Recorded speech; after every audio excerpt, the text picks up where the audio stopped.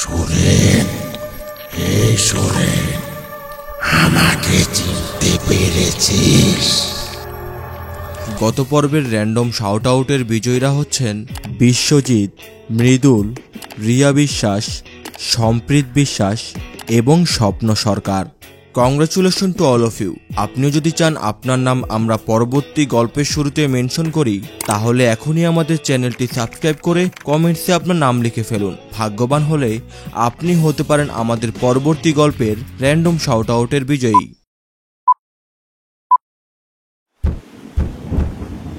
সুরেন, আরে সুরেন, ঘরে আছিস?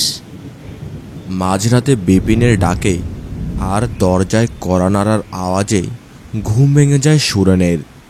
ঘুম ভেঙে যেতেই শুয়ে শুয়ে ঘুম ঝরানো গলায় বলে ওঠে, এটা বিপিনের গলা না?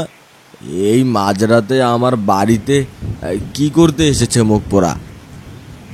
বিছানা থেকে উঠে দেয়ালে টাঙানো ঝুলন্ত হ্যারিকেনটা একটু বাড়িয়ে নিয়ে সেটা হাতে দরজার কাছে এগিয়ে যায় সে। দরজাটা খুলতেই দেখে তার বন্ধু বিপিন ছাতা মাথায় নিয়ে এই বর্ষার রাতে তার ঘরের দরজার সামনে এসে দাঁড়িয়ে আছে। বাইরে তখন মুষলধারে বৃষ্টি পড়ছে। হাই তুলতে তুলতে জিজ্ঞাসা করে, কি রে বিপিন, এত রাতে আমার বাড়িতে কিছু হয়েছে নাকি? না রে, কিছু হয়নি। শুভঙ্কর স্যার তোকে ডেকেছে, তোকে এখন হাসপাতালে যেতে হবে।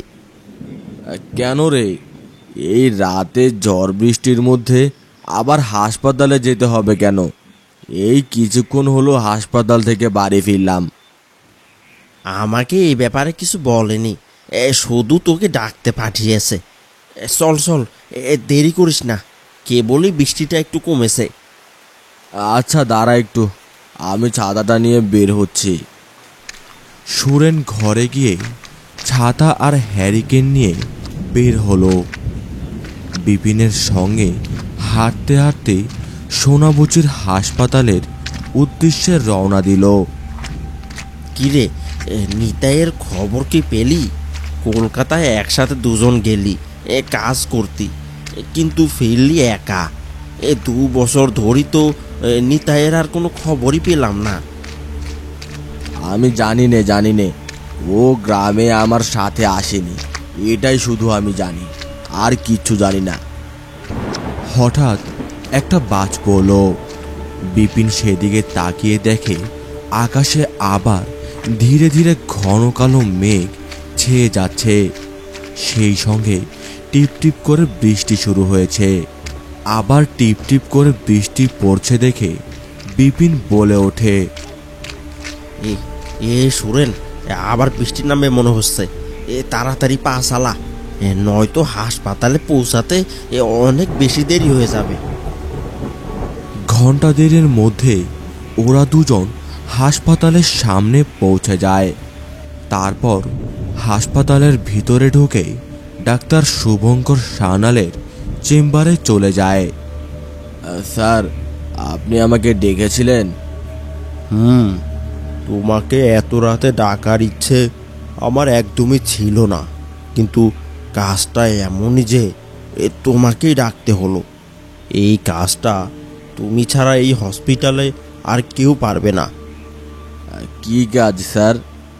আমার সাথে মর্গে চলো, সেখানে গিয়ে বলছি সব। তারা হসপিটালের করিডর পেরিয়ে মর্গে গিয়ে উপস্থিত হলো। সুরেন দেখল তার সামনে সাদা কাপড় দিয়ে ঢাকা একটা লাশ। এই লাশটা কিছুক্ষণ আগে গ্রামের লোকরা মর্গে এনে রেখে গেছে। তারা নাকি সন্ধ্যের সময় এই লাশটা গ্রামের পরিদপ্তর খালপাড়ে ওখানে পড়ে থাকতে দেখে। আমি লাশটাকে এতক্ষণ ধরে পরীক্ষা নিরীক্ষা করছিলাম। তোমাকে শুধু লাশটাকে আমাদের ওই সোনাঝুরি গ্রামে শেষের দিকে মুরালি ডাঙ্গার কবরস্থানটা আছে, ওখানে গিয়ে লাশটা দাফন করে দিয়ে আসতে হবে। এই কাজটা তুমি করতে পারবে তো সুরেন? এ আর তেমন কি কাজ স্যার, কত বেওয়ারিশ লাশ দাফন করলাম এই গত 2 বছরে। আমি জানি এই কাজটা তুমি খুব যত্ন নিয়ে করবে। আপনি কোনো চিন্তা করবেন না। আপনি আজ অবধি যে দায়িত্ব দিয়েছেন, কোনো কাজে কি ভুল পেয়েছেন আমার? সেই জন্যই তো তুমি কোনো কাজের দায়িত্ব নিলে সেটা তুমি সঠিকভাবে পালন করো। এবার আমি যাই সুরেন, অনেক রাত হয়ে গেছে, বাড়ি ফিরতে হবে। তুমি মন দিয়ে কাজগুলো করো, কেমন? এই কথাগুলো বলেই ডাক্তার শুভঙ্কর সান্যাল মর্গ থেকে বেরিয়ে যেতেই সুরেন লাশটার দিকে ধীরে ধীরে এগিয়ে যায় এবং লাশের থেকে সাদা চাদরটা সরাতেই দেখে স্ট্রেচারের মধ্যে একটা বছর 40-42-এর মধ্য বয়স্ক লোক শুয়ে আছে। তার শরীরে নানা জায়গায় কম করে 10 থেকে 12 ছোড়ার আঘাত এবং গলার নলিটা যেন কেউ কেটে ফালা ফালা করে দিয়েছে। এসব দেখে সুরনের মধ্যে একটা অজানা ভয়ের উদয় হলো। এর আগে এমনটা কখনো হয়নি তার। হঠাৎ সে শুনতে পায় ফিসফিস কণ্ঠে কেউ একজন কিছু একটা বলছে। সুরেন, এই সুরেন, আমাকে চিনতে পেরেছিস? কে কে কে কে কে এখানে? সুরেন পুরো মর্গে একবার ভালো করে চোখ বুলিয়ে নিল। দেখল কোথাও কেউ নেই।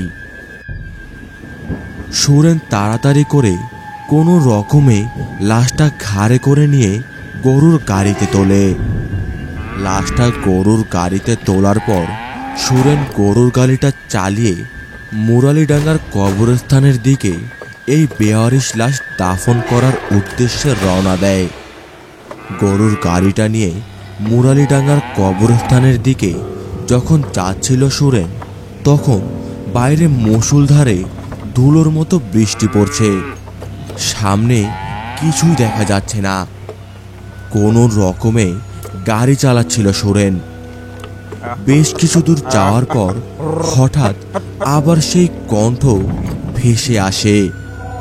কিরে সুরেন, এই ঝড় বৃষ্টির রাতে আমাকে নিয়ে দাফন করতে যাচ্ছিস?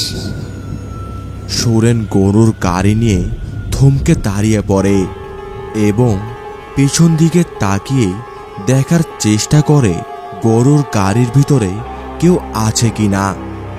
কিন্তু সুরেন দেখতে পায় গরুর গাড়ির ভিতরে লাশটি ছাড়া আর কোনো কিছুই নেই। সুরেন এবার যেন ভয়ে আটকে উঠল। কি হচ্ছে তার সাথে সে কিছুই আন্দাজ করতে পারছে না। সুরেন আবার গরুর গাড়িটা নিয়ে চলতে শুরু করে ঠিকই, কিন্তু গরুর গাড়ি নিয়ে যেন কিছুতেই সে গন্তব্যের দিকে এগোতেই পারছে না। কারণ তার শুধু মনে হচ্ছে গরুর গাড়ির ভিতরে কেউ বা কারা যেন ডজনখানেক লোহার বস্তা রেখে দিয়েছে। এতটাই যে তার ওজনে যেন গরুর গাড়িটা ভারী হয়ে গেছে, কিছুতেই যেন নড়ানোই যাচ্ছে না। পথের মাঝখানে পুরো আটকে গেছে অদ্ভুতভাবে। আর গরুগুলো কেমন যেন চিৎকার করছে। মনে হচ্ছে তারা রাস্তায় কিছু একটা দেখে ভয় পেয়েছে। গরুগুলো যখন কোনোভাবে রাস্তার মাঝখান থেকে নড়ল না, তখন সুরেন হাল ছেড়ে দিয়ে গরুর গাড়ি থেকে নেমে একটা বড় বটগাছ তলায় গিয়ে দাঁড়ালো। অপেক্ষা করতে থাকে বৃষ্টি একটু কমার। তখনও মুষলধারে বৃষ্টি পড়েই চলছে।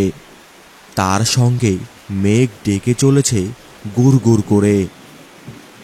সুরেন যখন বটগাছের তলায় দাঁড়িয়েছিল, হঠাৎ কাছে কোথাও যেন জোরে বাজ পড়ে। বাজ পড়ার আলোতে দেখতে পায় গরুর গাড়ির সামনে একটা মাঝবয়সী ছেলে দাঁড়িয়ে আছে এবং তার দিকে দুটো জ্বলন্ত চোখে তাকিয়ে খিলখিল করে হাসছে। গরুর গাড়ির সামনে একটা লোককে দাঁড়িয়ে থাকতে দেখে এবং তার দিকে ওইভাবে তাকিয়ে খিলখিল করে হাসতে দেখে সুরেন সেই ছেলেটার উদ্দেশ্যে চিৎকার করে বলে ওঠে, নিতাই, নিতাই তুই? পরক্ষণেই দেখে আকাশে বিদ্যুৎ চমকানোর আলোতে লোকটা আর গরুর গাড়ির সামনে নেই। এই বর্ষামুখর রাতে এই রকম অদ্ভুত একটা গা শিরশিরে করা দৃশ্য দেখে সুরেন বেশ ভয় পেয়ে যায় এবং তার বুকের মধ্যে একটা হিমশীতল রক্তের স্রোত বয়ে যেতেই সে মনে মনে বলে, যে 2 বছর আগে মারা গেছে সে সে ফিরল কি করে? এখানে এখানে তার তো কোনোভাবেই ফেরা সম্ভব না। আমি আমি যে তাকে নিজের হাতে। এরপর বৃষ্টিটা অল্প কমে আসতেই সুরেন গরুর গাড়ির কাছে ফিরে আসে। তাড়াতাড়ি তাতে চড়ে বসে।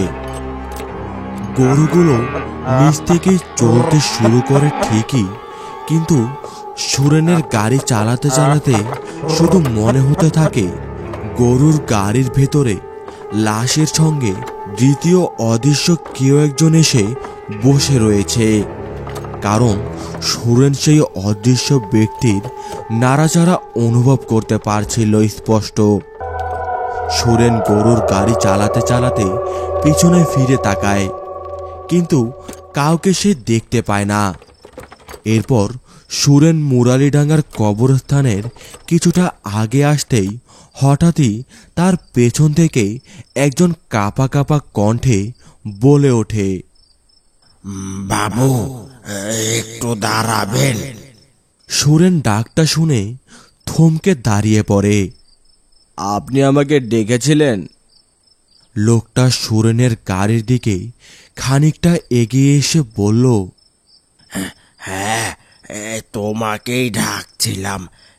আমাকে একটু ওই মুরালিডাঙ্গার কবরস্থানের সামনে নামিয়ে দিবে? আমার বাড়িটা ওখানেই। আসলে রাস্তাটা এতটাই অন্ধকার, আমি কিছুই দেখতে পাচ্ছি না। তাই তোমার গাড়িটা দূর থেকে দেখতে পেয়ে তোমাকেই দাঁড়াতে বললাম। আচ্ছা, আমি ওদিকেই যাচ্ছি, আপনি উঠে বসুন। বলছি, আমার সঙ্গে একটা বেওয়ারিশ লাশ আছে, আপনি ভয় পাবেন না তো? না না, ভয় কিসের? আমি ওসব লাশ টাশের ভয় পাই না।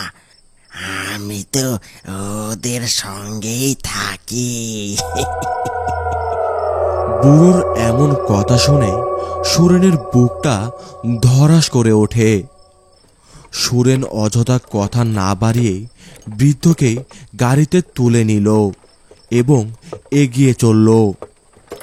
সুরেনের মনে হলো এই বৃদ্ধ গাড়িতে উঠতেই তার গাড়িটা কেমন যেন অসম্ভব রকম ভারী হয়ে গেল। খানিকক্ষণ বাদে মুরালিডাঙ্গার কবরস্থানের সামনে গিয়ে সুরেন গাড়িটা থামিয়ে বৃদ্ধকে বলল, আপনার জায়গায় এসে গেছে, আপনি নেমে পড়ুন। বৃদ্ধ গাড়ি থেকে নেমে সুরেনের দিকে এগিয়ে এসে বলে, তোমাকে অনেক ধন্যবাদ। এই কথা বলেই বৃদ্ধ কবরখানার দিকে ধীরে ধীরে চলে গেল এবং অন্ধকারে মিলিয়ে গেল।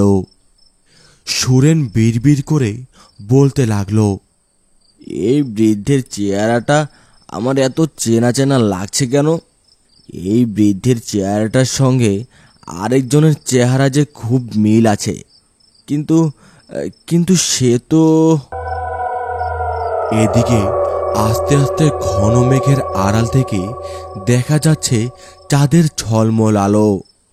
হালকা আলোয় চারদিকের অন্ধকার পরিবেশ একটু হলেও আলোকিত হয়েছে। এরপর সুরেন গাড়ি থেকে নেমে গাড়ির পিছনে গিয়ে লাশটা নামাতে হবে ভেবে লাশের গায়ে হাত দিতেই তার মনে হতে লাগলো লাশটা যেন দ্বিগুণ ভারী হয়ে উঠেছে। হাসপাতাল থেকে লাশটা যখন গাড়িতে উঠিয়েছিল তখন এতটা ভারী কখনোই ছিল না। সুরেন কোনো রকমে লাশটা গাড়ি থেকে নামিয়ে কবরস্থানের ঘাটের সামনে রেখে হাঁপাতে হাঁপাতে বলে, ওহ, লাশটা এত ভারী হলো কি করে? লাশটা তো জলে ডুবে মরেনি। জলে ডোবা লাশ তো ভারী হয়, তাছাড়া জলে ডোবা লাশ তো এর আগে অনেক বয়েছি, এতটা ভারী তো কখনোই ছিল না। এটা যে দ্বিগুণ ভারী, যেন 100 কেজি ওজনের লোহার বস্তা বয়ে আনলাম। না না, এখানে আর বেশিক্ষণ থাকা যাবে না, চাই দ্রুত কাজটা শেষ করে আসি। এই কথা বলেই সুরেন লাশটার দুহাত ধরে কোনো রকমে টানতে টানতে কবরস্থানের ভেতরে একটা ফাঁকা জায়গায় নিয়ে গিয়ে শুয়ে দিল। এরপর একটা শাবল দিয়ে একটা গর্ত খুঁড়তে শুরু করে। বেশ কিছুক্ষণ গর্ত খোঁড়ার পর একটা বেশ বড়সড় গর্ত সৃষ্টি হয়। এরপর গর্ত করা থামিয়ে সুরেন লাশটা সযত্নে গর্তের ভেতরে নামায়। আর তখনই একটা জিনিস দেখে সুরেনের মাথাটা যেন ঘুরে ওঠে। পুরো রাস্তা জুড়ে যে লোকটাকে সে বয়ে এনেছে এ তো সে লোক নয়, তবে এখন যে রয়েছে তাকে দেখে সুরেন চিনতে পারে এবং বলে ওঠে, নিতাই, নিতাই, তুই এখানে এখানে এখানে এলে কি করে? সুরেন ছেলেটার মুখের দিকে তাকিয়ে দেখে ওর পুরো মুখটা থ্যাতলানো আর রক্ত জমাট বাঁধা, গলায় একটা কালো দাগ, যেন কোনো কিছু দিয়ে শক্ত করে পেঁচিয়ে রাখা হয়েছিল। ও কি কথা, তুই আমাকে চিনছিস না? আজ থেকে 2 বছর আগের কথা ভুলে গেলি? না না, তোকে তোকে আমি চিনি না। আজ থেকে 2 বছর আগে কিচ্ছু হয়নি। আমি জানি না, আমি জানি না। তা বললে কি হয়? নিজের ভাইকে এভাবে অস্বীকার করতে পারছিস তুই? ভুলে গেলি কিভাবে গলায় দড়ি পেঁচিয়ে আমায় মেরে ফেলেছিলি? পরে কলকাতার একটা পরিত্যক্ত কবরস্থানে মাটি চাপা দিয়ে এসেছিলি, হ্যাঁ? মনে পড়ছে এবার? হ্যাঁ, নাকি আমি তোকে মনে করাবো সুরেন? হ্যাঁ, আমার কিচ্ছু মনে নেই। তুই যা যা যা, চলে যা। আর আজ থেকে 2 বছর আগে তোর আর আমার মধ্যে যেটা হয়েছিল ওটা ছিল অ্যাক্সিডেন্ট, বুঝলি? অ্যাক্সিডেন্ট। তাই? দাদা, তুই এসব বন্ধ কর। এই রোজ রোজ এসব ছাইপাশ খাওয়া বন্ধ কর তুই। আর জুয়ো খেলা বন্ধ কর। নিজের রোজগারের টাকা তো শেষ করছিস, এখন আমার টাকাও চুরি করা শুরু করেছিস। নেশাখোর জুয়োখোর তো ছিলি, এখন তার সাথে চোরও হয়েছিস। কি, তুই আমাকে চোর বললি? দাঁড়া, তোর এই রোজ রোজের ঘ্যান ঘ্যান আজ একবারের জন্য বন্ধ করে দিচ্ছি। দাঁড়া দাঁড়া তুই। ছেড়ে দে ভাই, আমাকে ছেড়ে দে।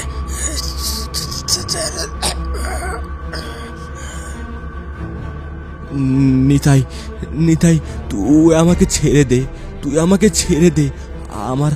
আমার ভুল হয়েছে। সেদিন নেশাগ্রস্ত অবস্থায় তোর সঙ্গে আমি যা করেছি তার জন্য আমি খুব লজ্জিত। দয়া করে আমায় ছেড়ে দে ভাই, আমায় মাফ করে দে ভাই। তোর মতো পাপীর মাফ কি হয়? হ্যাঁ,